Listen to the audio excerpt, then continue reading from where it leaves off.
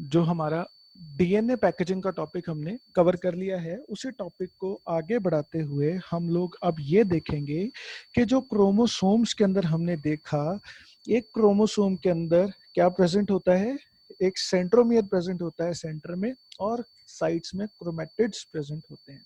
और क्रोमेटिड्स का जो डायमीटर है वो होता है 1400 नैनोमीटर्स का। ये हमने डीएनए पैकेजिंग में सीख लिया था। चलिए अब हम ये देखेंगे कि एक क्रोमोसोम के अंदर ऐसे कुछ रीजन्स प्रेजेंट होते हैं जहां पर वो क्रोमोसोम लूज होता है, और कुछ ऐसे रीजन्स होते हैं जहां पर क्रोमोसोम्स बड़ा टाइटली पैक्ड होता है। ठीक है, तो आज जानेंगे कि ऐसा क्यों होता है और वो उन रीजन्स के क्या नाम होते हैं। तो बेटा, इन क्रोमेटिड के अंदर, ठीक है ना, जैसे कि हमने यहाँ पर देख लिया था कि किस तरह से जो डीएनए है वो पैक हो गया। डीएनए पैकिंग होने के बाद ये जो है यहाँ पर, ये क्या है, क्रोमेटिड्स। These are chromatids. ये क्रोमेटिड्स हो गए हमारे पास, और क्रोमेटिड्स का डायमीटर हमने देखा 1400 नैनोमीटर्स का। ठीक है, और ये जो क्रोमेटिड्स है, यहाँ पर भी दो क्रोमेटिड्स हैं, लेकिन यहाँ पर कुछ स्पेस इस तरह की है जहां पर ये बड़े ही कंडेंसली टाइटली पैक्ड है। ठीक है जी, और ये जुड़े हुए हैं एक दूसरे के साथ, दोनों क्रोमेटिड्स एक दूसरे के साथ अटैच्ड है। इस जगह पर आप देख सकते हैं बड़े ध्यान से। तो इस रीजन को हम लोग बोलते हैं centromere. This region is known as centromere. Now अब अगर मैं आपको क्रोमोसोम का डायग्राम आपको याद हो, तो क्रोमोसोम का डायग्राम मैं आपको ड्रॉ करके भी दिखा देता हूं बेटा। एक जो हमारे पास क्रोमोसोम होता है, क्रोमोसोम के स्ट्रक्चर में हमारे पास जो सेंट्रल पॉइंट है, ठीक है जी, एक सेंटर पॉइंट है, उस सेंटर पॉइंट पे प्रेजेंट होता है सेंट्रोमियर। ठीक है जी, माउस के साथ बेटा थोड़ा परफेक्टली नहीं चल रहा है। तो और उसके सराउंडिंग इस तरह से प्रेजेंट होती हैं बेटा हमारे पास क्रोमेटिड्स। एक आर्म लॉन्ग होगी क्रोमेटिड की और एक आर्म शॉर्ट होगी। सेंटर में यहाँ पर ये जो पर्टिकुलर रीजन है, ये सर्कुलर रीजन होता है, और इस सर्कुलर रीजन को बोला जाता है हमारे पास सेंट्रोमियर। ठीक है जी, ये रीजन सेंट्रोमियर हो जाएगा। और हमारे पास लिख करके बता देते हैं, ये जो ऊपर वाला पार्ट है, दीज आर क्रोमेटिड्स। ये क्रोमेटिड्स हैं।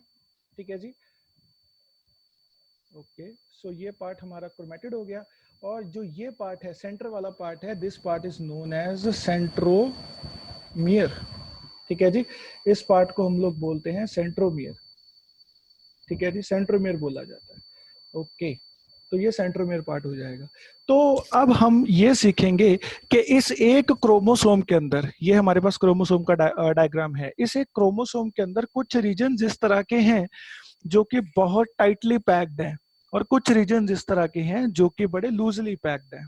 ठीक है, क्या रीजन है कि एक रीजन क्रोमोसोम के अंदर बड़ा टाइटली पैक्ड होता है और एक रीजन बड़ा लूजली पैक होता है, उसके ऊपर बात करनी है। ठीक है जी, तो बेटा एक क्रोमोसोम के अंदर क्या देखा हमने, देखे क्रोमेटिड्स। ठीक है जी, हमने देखे क्रोमेटिड्स। चलिए अब हम बात करने वाले हैं आपके साथ हेटेरोक्रोमेटिन के बारे में एंड यूक्रोमेटिन के बारे में। और इसके ऊपर बात करने से पहले मैं आपको ये याद दिला देना चाहता हूं कि डीएनए पैकेजिंग के अंदर जो चीज मेनली रिस्पॉन्सिबल है, जैसा कि हमने पिछले लेक्चर में भी डिस्कस किया था, कि डीएनए प्रेजेंट होना जरूरी है। डीएनए को पैक कौन करवाता है? हिस्टोन प्रोटीन्स पैक करवाते हैं। हिस्टोन प्रोटीन्स इकट्ठे होकर के एक ऑक्टामर बनाते हैं, उससे बनता है न्यूक्लियोसोम। न्यूक्लियोसोम के ऊपर जो डीएनए है वो पैक होता है। फिर वो न्यूक्लियोसोम जो है काफी सारे इकट्ठे होकर 30 नैनोमीटर फाइबर बनाते हैं। उसके बाद वो और भी ज्यादा कंडेंस होकर के फाइनली एक जो स्टेज आती है हमारे पास, वो आ जाती है क्रोमेटिड की। ये बातें हमने पिछले लेक्चर के अंदर की हुई है। तो अब हम बात करने वाले हैं हेटेरोक्रोमेटिन के बारे में। Heterochromatin and euchromatin, these are the two regions. Heterochromatin and euchromatin क्या हैं? ये दो रीजन्स हैं जो कि कहां प्रेजेंट होंगे, जो कि क्रोमेटिड्स के अंदर प्रेजेंट होंगे। ठीक है, जो कि क्रोमेटिड्स के अंदर प्रेजेंट होंगे। तो हेटेरोक्रोमेटिन जो रीजन है, ठीक है जी, इसको हम लोग स्टैटिक क्रोमेटिन भी बोलते हैं। ये रीजन हाईली कंडेंस्ड होता है। Highly condensed means highly tightly packed, बहुत ज्यादा टाइट पैकिंग होती है डीएनए की इस रीजन के अंदर। इस रीजन के अंदर जो डीएनए होगा वो बहुत ही ज्यादा टाइटली पैक्ड होगा। ठीक है, and is usually transcriptionally inactive and found in the centromeres of chromosomes. ठीक है जी, कहते हैं कि क्रोमोसोम्स के अंदर जो हेट्रोक्रोमेटिन रीजन है वो बहुत ही ज्यादा टाइटली पैक्ड डीएनए है, जिसके अंदर ट्रांसक्रिप्शन का प्रोसेस नहीं होता है। ठीक है, अब ट्रांसक्रिप्शन का प्रोसेस कौन सा था? डीएनए से आरएनए बनना, और उस आरएनए से प्रोटीन बनेंगे आगे ट्रांसलेशन प्रोसेस के अंदर। ये मैंने पहले भी बताया था, डीएनए से आरएनए बनने के प्रोसेस को बोलते हैं ट्रांसक्रिप्शन, आरएनए से प्रोटीन बनने के प्रोसेस को बोलते हैं ट्रांसलेशन, डीएनए से डीएनए बनने के प्रोसेस को बोलते हैं रेप्लिकेशन, जो कि हम कर चुके हैं। तो जो रीजन टाइटली पैक्ड होगा, डीएनए जो टाइटली पैक्ड होगा क्रोमोसोम के अंदर, वो रीजन कहां पर प्रेजेंट होता है? बेसिकली सेंट्रोमियर के अंदर प्रेजेंट होता है, और उस रीजन का नाम होता है हेट्रोक्रोमेटिन। ठीक है जी, और यूक्रोमेटिन, इसको हम लोग बोलते हैं डायनेमिक क्रोमेटिन, डायनेमिक क्रोमेटिन बोला जाता है। ठीक है, is relatively extended and open. ठीक है, ये रीजन के अंदर डीएनए की पैकिंग लूज होती है। ठीक है जी, डीएनए की पैकिंग लूज होती है यूक्रोमेटिन रीजन के अंदर। ठीक है जी, और ये वो रीजन होता है जो कि पोटेंशियली एक्टिव इन ट्रांसक्रिप्शन, जो कि ट्रांसक्रिप्शन के अंदर एक्टिव भी होता है। ठीक है जी, ये वो रीजन है जो कि ट्रांसक्रिप्शन के अंदर एक्टिव भी है। It makes up major part of genome and is visible only during mitosis. Mitosis के टाइम पर ये विजिबल होगा, मेटाफेज के टाइम पर। ठीक है जी, तो यूक्रोमेटिन क्रोमोसोम का वो पार्ट है जो कि ट्रांसक्रिप्शन में पार्टिसिपेट कर रहा है और लूज है, वहां उस रीजन के अंदर डीएनए की पैकिंग लूज है। और हेट्रोक्रोमेटिन क्रोमोसोम का वो पार्ट है जहां पर डीएनए बहुत ज्यादा टाइटली पैक्ड है, और वो पर्टिकुलर डीएनए ट्रांसक्रिप्शन प्रोसेस के अंदर पार्टिसिपेट नहीं करता है। ठीक है जी, तो ये काम है हमारा। हेट्रोक्रोमेटिन एंड यूक्रोमेटिन आपको पता होने चाहिए कि क्या होते हैं। चलिए अब हम डिस्कस करते हैं क्रोमोसोम के टाइप्स के बारे में, क्रोमोसोम्स के टाइप्स के बारे में। और वो डिस्कस करने से पहले आप ये बात समझ लें कि मान लो आपके पास क्रोमोसोम है, ठीक है बेटा, क्रोमोसोम पड़ा है आपके पास, और वहां पर आपको स्टेन करके, ठीक है ना, जब भी हमें कोई बायोलॉजिकल चीज देखनी होती है ना, तो हम उस स्टेनिंग को यूज करते हैं ताकि जो लाइट अच्छे से रिफ्लेक्ट हो पाए और माइक्रोस्कोप के अंदर हम उसको बहुत अच्छे से ऑब्जर्व कर सकें। ठीक है, और स्टेनिंग के साथ और क्या होता है कि उस पर्टिकुलर बायोलॉजिकल मॉलिक्यूल की आउटलाइन हो जाती है, जिस वजह से उसको ऑब्जर्व करना और इजी हो जाता है हमारे लिए। ठीक है, तो क्रोमोसोम है आपके पास और स्टेन किया हुआ है, आप उसको ऑब्जर्व कर रहे हो। ठीक है, तो ऑब्जर्वेशन के टाइम पर आपने देखा कि उसके अंदर कुछ रीजन्स टाइटली पैक्ड हैं और कुछ रीजन्स लूजली पैक्ड हैं। ठीक है, कुछ रीजन्स टाइटली पैक्ड हैं, कुछ रीजन्स लूजली पैक्ड हैं। तो अब बेटा आपको वहां से पहली बात तो आपका क्वेश्चन ये होगा कि मुझे कैसे पता चलेगा कि वो टाइटली पैक्ड है कि लूजली पैक्ड है। बड़ा सीधा सा हिसाब है, आपको कैसे पता चलेगा? ठीक है, तो पहला क्वेश्चन तो ये आता है। तो बेटा उसका बड़ा सिंपल आंसर होगा कि जैसे कि आपको मैं यहाँ पर एक डायग्राम शो कर दूं, जैसे कि ये आप देख रहे हैं इस डायग्राम के अंदर, ये यहाँ पर डायग्राम प्रेजेंट है क्रोमोसोम का। ठीक है, तो यहाँ पर आप लोग जो ये पर्टिकुलर रीजन जो मैंने अभी हाईलाइट किया है, यहाँ पर आपको ऑब्जर्व करने पे पता चल रहा है कि ये किस तरह का है, टाइटली पैक्ड है। ठीक है, ये टाइटली पैक्ड है। ठीक है, और उसके बाद अगर हम यहाँ पर बात करेंगे तो ये लूजली पैक्ड है। तो इस तरह से ऑब्जर्वेशन हो जाएगी। तो जो रीजन टाइटली पैक्ड होगा वो कौन सा होगा? हेट्रोक्रोमेटिन। जो लूजली पैक्ड होगा और जो ट्रांसक्रिप्शन में पार्टिसिपेट करता है वो कौन सा रीजन होगा? यूक्रोमेटिन। ठीक है, डीएनए की पैकिंग जहां पर बहुत टाइट है दैट इज हेट्रोक्रोमेटिन, जहां पर डीएनए की पैकिंग लूज है दैट इज यूक्रोमेटिन। और हेट्रोक्रोमेटिन सेंट्रोमियर में प्रेजेंट होता है। हेट्रोक्रोमेटिन रीजन कहां पर होगा? सेंट्रोमियर में होगा, या हम कह सकते हैं कि जहां पर हेट्रोक्रोमेटिन रीजन होता है। ओके साहिल प्रीत, आपका कोई डाउट है बेटा? पूछिए प्लीज।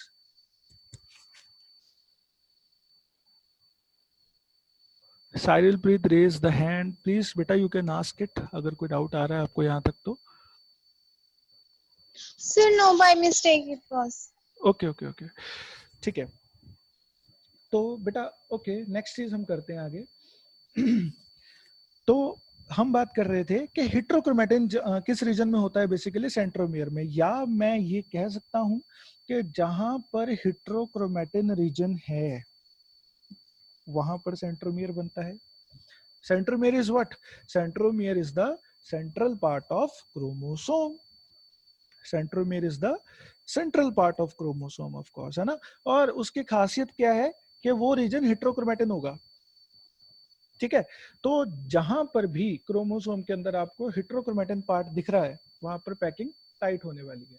तो चलिए अब इसी बेसिस के ऊपर हम लोग आगे देखेंगे कि हमारे पास डिफरेंट टाइप्स के क्रोमोसोम कौन कौन से होते हैं, ठीक है, उसके बारे में हम बात करने वाले हैं। इसको इरेज कर देते हैं। Okay, let's move forward with types of chromosomes. Okay, तो different types of chromosome depending upon the number of centromeres, यानी कि सेंट्रोमियर एक से ज्यादा हो सकते हैं एक क्रोमोसोम के अंदर, ठीक है। यानी कि अगर सेंट्रोमियर एक से ज्यादा हैं तो यहाँ पर एक और बात क्लिक होती है कि हेट्रोक्रोमेटिन भी एक से ज्यादा हो सकते हैं, हेट्रोक्रोमेटिन रीजन्स भी एक से ज्यादा हो सकते हैं, ठीक है जी। तो पहला type depending upon the number of centromeres, chromosome का पहला टाइप है मोनोसेंट्रिक। मोनोसेंट्रिक कौन से होते हैं? जिनके पास सिर्फ एक सेंट्रोमियर प्रेजेंट हो। Monocentric are the chromosomes which has only one centromere. Dicentric कौन से होंगे? जिनके पास दो सेंट्रोमियर्स प्रेजेंट है, ठीक है, जिनके पास दो सेंट्रोमियर प्रेजेंट है, और हर एक क्रोमेटिड में दो क्रोमेटिड्स होते हैं ना, दोनों के पास एक एक सेंट्रोमियर प्रेजेंट होगा, वन इन ईच क्रोमेटिड, ठीक है।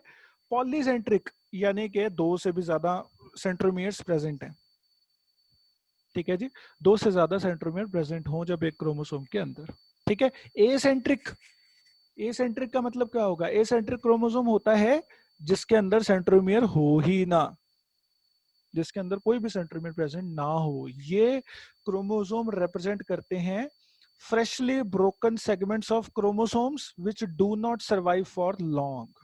एसेंट्रिक क्रोमोसोम जो होते हैं बेटा, जिनके पास सेंट्रोमियर नहीं होता है, उनका जो सर्वाइवल है वो ज्यादा देर तक नहीं होगा, वो जल्दी डीजेनरेट हो जाते हैं। और ये बनते कब है?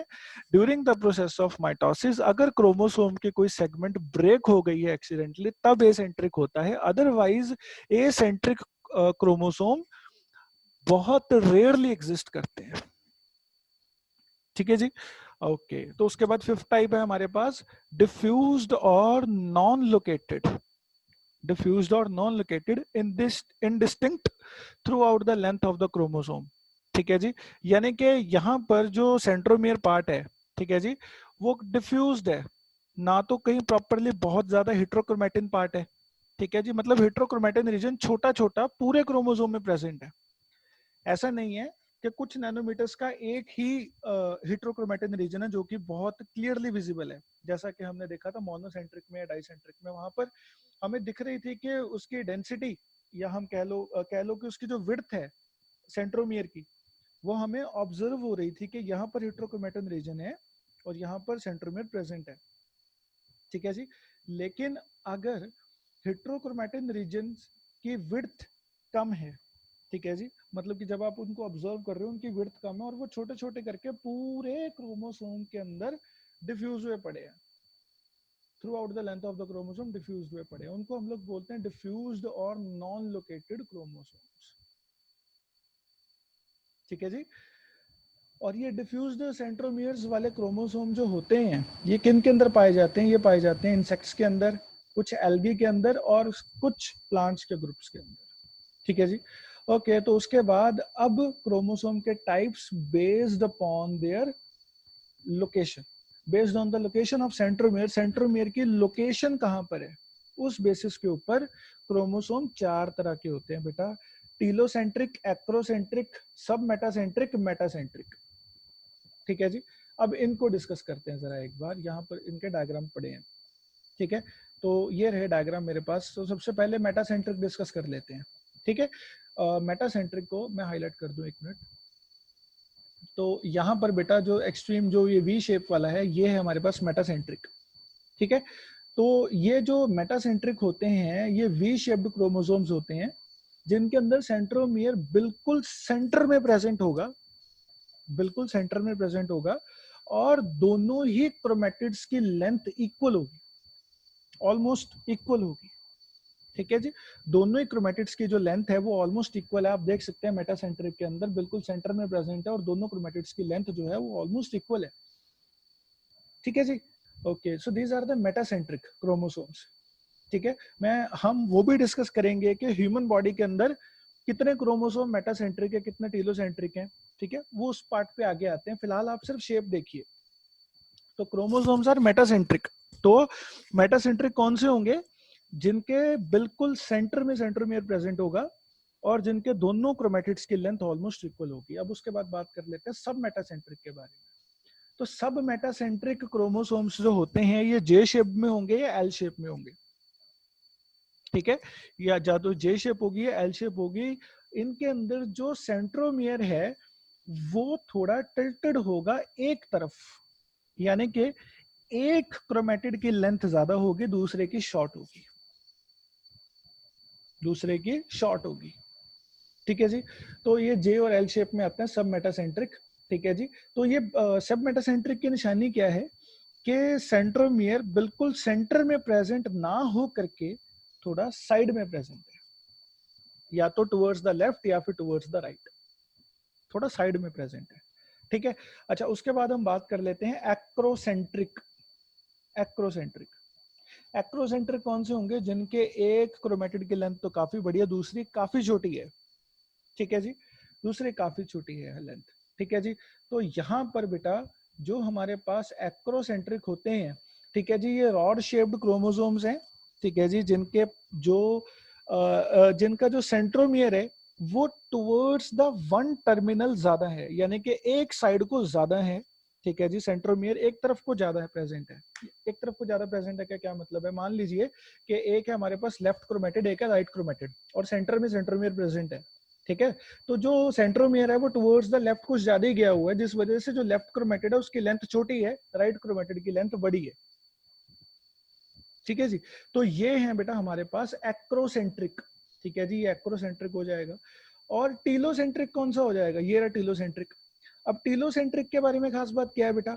टीलोसेंट्रिक के अंदर एक क्रोमेटिड प्रेजेंट होगा, दूसरा क्रोमेटिड जो है वो नेग्लिजिबल हो जाएगा, बिल्कुल ही नेग्लिजिबल हो जाएगा, यानी कि आपको एक क्रोमेटिड दिखेगा और एक सेंट्रोमियर दिखेगा बस। ठीक है जी, तो ये था बेटा हमारे पास टीलोसेंट्रिक के बारे में।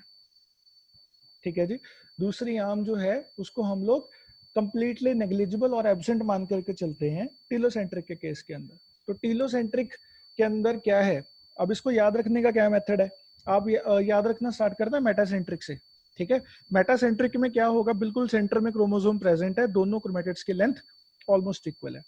सब मेटासेंट्रिक के अंदर जो सेंट्रोमियर है वो एक तरफ थोड़ा सा ज्यादा चला जाएगा। अगर लेफ्ट एंड राइट दो क्रोमेटिड्स हैं, सेंटर में सेंट्रोमियर है, वो टुवर्ड्स द लेफ्ट या टुवर्ड्स द राइट थोड़ा ज्यादा होगा सेंट्रोमियर, जिस वजह से जो दोनों क्रोमेटिड्स की लेंथ है उनमें डिफरेंस होगा, सिग्निफिकेंट डिफरेंस होगा।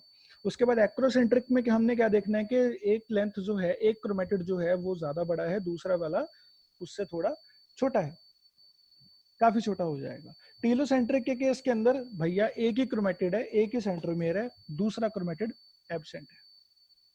ठीक है जी, तो ये थे types of chromosomes depending upon the location of centromere. ठीक है, and depending upon the number of centromere. Number of centromere के अगर हम नंबर की बात करें तो हमने क्या सीखा? मोनोसेंट्रिक यानी कि एक सेंट्रोमियर है, डाइसेंट्रिक दो सेंट्रोमियर्स हैं, पॉलीसेंट्रिक दो से ज्यादा सेंट्रोमियर हैं, या एसेंट्रिक सेंट्रोमियर होगा ही नहीं, जो कि ऐसे क्रोमोसोम की जो लाइफ पीरियड है वो बहुत कम होता है। डिफ्यूज्ड सेंट्रोमियर वाले, तो इनके अंदर ये देखने को मिलते हैं कुछ इंसेक्ट्स के अंदर, एल्गी के अंदर एंड प्लांट्स के अंदर। ठीक है जी, तो बेटा अब हमारा जो नेक्स्ट टॉपिक है ये एमसीक्यू पार्ट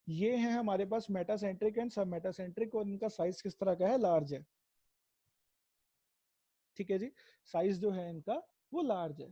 ठीक है जी, अब हमको ये बात पता है कि अगर 3 पेयर हैं तो टोटल नंबर ऑफ क्रोमोसोम कितने हो जाएंगे, 6। ठीक है जी, तो वही आगे नंबर इन अ सेल 6 आ जाएगा। ठीक है जी। अच्छा, ग्रुप बी के अंदर जो क्रोमोसोम रखे वो भी लार्ज ही थे, लेकिन वो सिर्फ सब मेटासेंट्रिक से बिलोंग करने वाले थे, सिर्फ सब मेटासेंट्रिक से बिलोंग करते थे जो। ठीक है जी। ओके, तो उन उसके अंदर रखे गए हमारे पास pair number 4 and pair number 5, यानी कि सिर्फ 2 पेयर्स रखे। 2 पेयर्स के अंदर टोटल नंबर कितने होंगे, 4। ठीक है जी, तो नंबर इन सेल 4 हो जाएगा। उसके बाद जो थर्ड पेयर है उसमें मीडियम साइज के थे, फोर्थ पेयर के अंदर भी मीडियम साइज के थे, थर्ड पेयर के अंदर जो मीडियम साइज के हैं वो किस तरह के हैं, वो सब मेटासेंट्रिक हैं। ठीक है जी, और ये आते हैं 6 से लेकर के 12। ठीक है जी, फ्रॉम 6 to 12। एंड एक और है क्रोमोसोम एक्स, क्रोमोसोम एक्स यानी कि जो 23rd पेयर में एक क्रोमोसोम है वो वाला। ठीक है जी, तो ये मेल्स के अंदर 15 है, फीमेल्स के अंदर 16 है। ठीक है जी। ओके, ठीक है बेटा, तो ये चीज हो जाएगी हमारे पास। अब जो हमारे पास ग्रुप डी है उसके अंदर मीडियम साइज जो है, ठीक है जी, और वो एक्रोसेंट्रिक है pair number 13 to pair number 15। ये कितने हैं, 3 पेयर्स हैं। ठीक है जी, तो ये 6 हैं। उसके बाद स्मॉल वाले 2 ग्रुप्स हैं, ई एंड एफ, एक है सब मेटासेंट्रिक वाला, एक है मेटासेंट्रिक वाला। तो उसके अंदर पेयर लिखे हुए हैं 16 to 18 एंड 19 to 20। और उसके बाद सबसे स्मॉलेस्ट एक्रोसेंट्रिक वो है हमारे पास पेयर नंबर 21 एंड 22। 2 पेयर्स हैं हमारे पास जो कि एक्रोसेंट्रिक है, जो कि सबसे स्मॉलेस्ट भी है, और एक सिंगल क्रोमोसोम है वाई। ठीक है जी, तो मेल के पास 5 है, फीमेल के पास 4 है। क्योंकि फीमेल के पास कम क्यों है, क्योंकि फीमेल्स के पास वाई क्रोमोसोम नहीं होता है। ठीक है ना, तो इस वजह से फीमेल के पास 4 है और मेल्स के पास 5। टोटल हो गए 46। तो ये थे बेटा हमारे पास जो ग्रुप्स थे in case of human beings के केस के अंदर के। अब हमें ये पता है कि हमारे 23 पेयर्स के अंदर कौन से मेटासेंट्रिक हैं, कौन से सब मेटासेंट्रिक है, कौन से एक्रोसेंट्रिक है, कौन से टीलोसेंट्रिक है, किसका साइज लार्ज है, किसका स्मॉल है। ठीक है जी, तो ये पूरी एक रिसर्च थी, इसके ऊपर एमसीक्यूज आ जाया करते हैं। सो अब हम नेक्स्ट चीज करते हैं, दैट इज जेनेटिक कोड। ठीक है जी, अब यहां से बेटा क्रोमोसोम वाला कॉन्सेप्ट जो है वो हम खत्म करते हैं। ठीक है, अब हम क्रोमोसोम के अंदर डीएनए के ऊपर आएंगे। क्रोमोसोम के अंदर जो डीएनए प्रेजेंट है उसके ऊपर बात कहानी शुरू करेंगे यहाँ से। तो बेटा जो हमारा डीएनए होता है, डीएनए के बारे में हम पढ़ चुके हैं। ठीक है जी, और डीएनए हमने फिनिश कर लिया है। अब जो कहानी अगली सुननी है हमने, वो कहानी हमने आरएनए की भी सुनी, फिर उसके बाद डीएनए और आरएनए में डिफरेंस क्या होता है ये भी देखा। ओके, अब जो बेटा हमारे पास एक डीएनए से आरएनए बन जाता है, डीएनए से आरएनए बनता है किस प्रोसेस के थ्रू, ट्रांसक्रिप्शन प्रोसेस के थ्रू। डीएनए से आरएनए बन गया ट्रांसक्रिप्शन प्रोसेस के थ्रू। और जो वो आरएनए बना, ठीक है जी, जो वो आरएनए बना ट्रांसक्रिप्शन प्रोसेस के थ्रू, उस आरएनए को हम बोलते हैं मैसेंजर आरएनए और एमआरएनए, जिसके बारे में हमने पढ़ा था प्रीवियस लेक्चर के अंदर, एमआरएनए। ठीक है जी, तो जो मैसेंजर आरएनए होता है, एमआरएनए होता है, अब उसका काम क्या है, एमआरएनए का काम क्या है। एमआरएनए का काम है डीएनए से इंफॉर्मेशन कॉपी करना। ठीक है, या कह लो कि डीएनए से एक मैसेज लेकर आना। ठीक है, और उस मैसेज के अंदर क्या होता है, उस मैसेज के अंदर इंफॉर्मेशन होती है रिगार्डिंग प्रोटीन सिंथेसिस। कहानी सुन लो बस पहले एक बार, ठीक है, और समझ हम बाद में लेंगे डिटेल में, पहले कहानी सुननी है आपने। मैसेंजर आरएनए बनता किससे है, डीएनए से ही बनता है। किस प्रोसेस के थ्रू बनता है, ट्रांसक्रिप्शन के थ्रू बनता है। काम क्या है उसका, उसका काम है उसने डीएनए से मैसेज लेकर आना है। मैसेज के अंदर प्रेजेंट है information regarding the synthesis of proteins, proteins के सिंथेसिस के बारे में इंफॉर्मेशन प्रेजेंट है। ठीक है जी।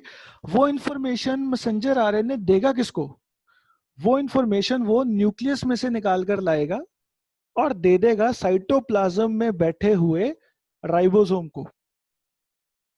राइबोसोम को वो इंफॉर्मेशन दे देगा अगर के ले भैया, राइबोसोम के बारे में पढ़ा हमने, राइबोसोम का काम क्या है? राइबोसोम का काम है प्रोटीन सिंथेसिस करवाना। ठीक है, तो प्रोटीन सिंथेसिस करवाने का काम राइबोसोम का है, लेकिन जो रेसिपी थी, जो इंग्रेडिएंट्स थे प्रोटीन सिंथेसिस करवाने के लिए, ठीक है, एक तरह का जो यूजर गाइड था, वो कौन लेकर आया? वो लेकर आया एमआरएनए, या कह लो कि एमआरएनए खुद गाइड बनकर आया किसके पास? राइबोसोम के पास। ठीक है, राइबोसोम के पास मैसेंजर आरएनए आ गया। अब राइबोसोम ने मैसेंजर आरएनए को अपने साथ में बाइंड करवा लेना है, बाइंड करवा लेना है और प्रोटीन सिंथेसिस शुरू करवा देनी है, प्रोटीन सिंथेसिस शुरू करवा देनी है। यहां तक आपको बात समझ में आ जानी चाहिए। ओके, अब अगली बात, एमआरएनए के ऊपर, एमआरएनए के ऊपर कुछ स्पेसिफिक कोडिंग प्रेजेंट होती है, कुछ स्पेसिफिक कोडिंग प्रेजेंट होती है। ठीक है, किस फॉर्म में? न्यूक्लियोटाइड्स की फॉर्म में, न्यूक्लियोटाइड्स की फॉर्म में कोडिंग प्रेजेंट है। ठीक है, वो कोडिंग, वो कोडिंग कोड करती है, मतलब कि अगर कोडिंग की है तो कोडिंग का कोई ना कोई मतलब तो होता होगा। ठीक है ना, उस कोडिंग के अंदर इंफॉर्मेशन है रिगार्डिंग द अमाइनो एसिड्स। ठीक है ना, regarding the amino acids information है। आपको सर अमाइनो एसिड्स के बारे में इंफॉर्मेशन है, क्यों? क्योंकि राइबोसोम का काम है प्रोटीन बनाना, और प्रोटीन बने किससे होते हैं? अमाइनो एसिड्स के साथ बने होते हैं। ठीक है ना, the basic monomeric unit of protein is amino acids. Amino acid से ही प्रोटीन्स बनते हैं बेटा। तो जो मैसेंजर आरएनए खुद एक गाइड बनकर आया है राइबोसोम के पास, उस मैसेंजर आरएनए के ऊपर इंफॉर्मेशन प्रेजेंट है रिगार्डिंग अमाइनो एसिड्स। किस फॉर्म में? न्यूक्लियोटाइड्स की फॉर्म में। ठीक है जी। अब अगला सवाल आता है कि वो इंफॉर्मेशन का जो कोड है वो क्रैक कैसे किया जाए। ठीक है, उस इंफॉर्मेशन के कोड को बोलते क्या हैं? उसको बोलते हैं जेनेटिक कोड। ठीक है जी, उसको क्या बोला जाता है? उसको बोला जाता है जेनेटिक कोड। ठीक है जी, अब उसको क्रैक कैसे करना है? अगर आपके पास एक एमआरएनए पड़ा है, उसके ऊपर आपको दिख रहा है कि ये इन्फॉर्मेशन प्रेजेंट है रिटन फॉर्म में, ऑफ कोर्स प्रैक्टिकली तो आप नहीं देख सकते वो चीजें, रिटन फॉर्म में आपको लेट्स सपोज कि एक एमआरएनए दिया हुआ है और उसके ऊपर मैंने इन्फॉर्मेशन दे दी है कि ए you ji C C you see ए जी जी जी, इस तरह की कोडिंग प्रेजेंट है, न्यूक्लियोटाइड्स की फॉर्म में प्रेजेंट। अब उस कोड को क्रैक करके अमाइनो एसिड कैसे लगाना है वहां पर, वो सीखेंगे, और वो काम हम सीखेंगे ट्रांसक्रिप्शन प्रोसेस के अंदर। ठीक, I am sorry, translation process के अंदर, वो काम हम सीखेंगे ट्रांसलेशन प्रोसेस के अंदर। ठीक है जी। उससे भी पहले, उससे भी पहले हमको पता होना चाहिए कि ये जेनेटिक कोड का मसला क्या है, ये जेनेटिक कोड होता क्या है। ठीक है जी। तो यहां तक थी स्टोरी बेटा। जेनेटिक कोड के बारे में मैंने आपको बता दिया कि एमआरएनए के ऊपर कोडिंग प्रेजेंट होगी, जो कि वो कहां से लेकर के आया है? डीएनए से। उस कोडिंग को हम लोग बोलते हैं जेनेटिक कोड, बिकॉज उसके अंदर इंफॉर्मेशन प्रेजेंट होती है प्रोटीन सिंथेसिस के बारे में। वो कहां पर होती है प्रोटीन सिंथेसिस? राइबोसोम्स के अंदर होगी, साइटोप्लाज्म के अंदर। ठीक है जी। तो विद दिस आज का लेक्चर बेटा यहां पर मैं क्लोज करता हूं।